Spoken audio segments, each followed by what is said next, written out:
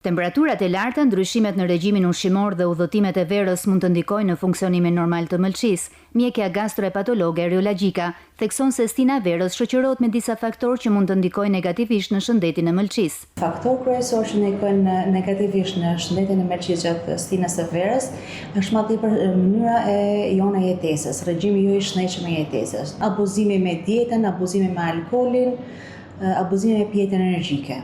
Ushqyerja e ekuilibruar dhe hidratimi mjaftueshëm konsiderohen element të rëndësishëm për ruajtjen e funksionit normal të mëlçisë. Çfarë masash parandaluese duhet marrë për të shmangur ngarkesën e mëlçisë? Sastësia e ujit të pijshëm duhet të jetë paktën 8 deri në 10 gota. Ushqimet duhet të jenë të gatuara mirë. Duhet të kemi kujdes që nëse merren ushqime që nuk gatuhen, që janë të gjalla, duhet të pastrohen mirë, të lahen mirë në ujë të rrjedhshëm ose me sodë buket që në ujë, dhe nëse gatuhen duhet të gatuhen mirë, mishi, peshku dhe produktet e procesuara mundësisht ata të evitohen, por çfarë për të gatuar në temperaturë të përshtatshme që të mos ketë mundësi që të lajnë baktereve vend për më zhvillu.